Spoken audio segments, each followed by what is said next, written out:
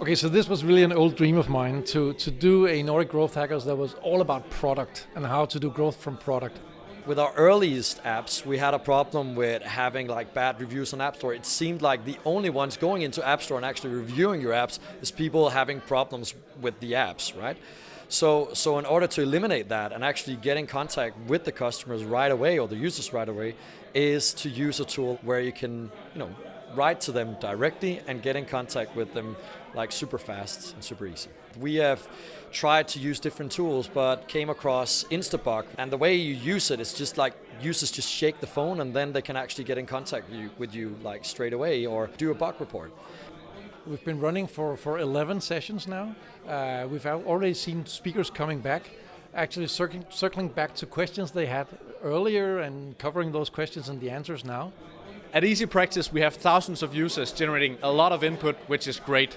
When we try to evaluate all these suggestions, we always make sure that we either solve a new problem or we enhance the way we already solve an existing problem. Getting product right for the right customer is really a difficult art, and we had some very, very nice examples of doing it well tonight. I would say my greatest takeaway tonight was one of the points on how to introduce new features to existing clients. We at Shopbox sometimes have problems in introducing new features, how to do it the best way without cluttering existing features for our customers. So I think I got a few good feedbacks on how to do that for our customers. One of them was, for example, the App Store approach. Other ones in getting it out to a few customers and get their feedback without actually introducing it to the existing customers. So they still get the experience they're used to and they like about our product. So within any given company's history, you might have one or two super critical events on getting the right customer for the right product. So whereas with the marketing things, you get lots and lots of chances of doing marketing tricks. So that's why it's easier to do Nordic Growth Hackers on marketing tricks than on product. So when we entered the UK, came straight from Denmark, we thought we were going to do that. Enter the UK with the exact same product as we had in Denmark, very focused on communication features in a nursery.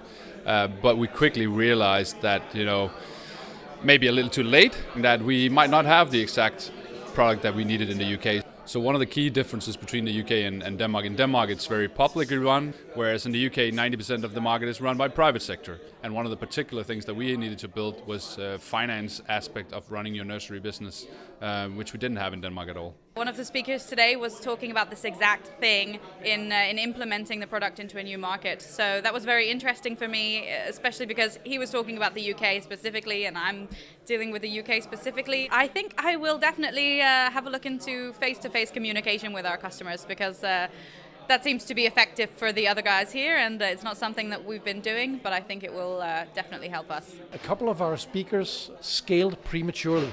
So they ramped up sales very high before they actually had product market fit. But the thing is, they didn't realize they didn't have product market fit. That was only after ramping up sales that they realized that customers were just bouncing off the product. So I think what we learned today is what you should do depends. You should do some analysis, you should do some scaling at a high pace, you should fix the problems, and you should go by experience and intuition, which are just really hard to get. And here comes then the pitch for Nordic Growth Hackers. One way of getting that experience is to listen to insightful people talking about how they succeeded and where they failed. So you can sort of get a pattern recognition that you at least can support your intuition as to when to analyze and when should you scale and when to take the beating and when to lick the wounds and get back on the horse and do it right.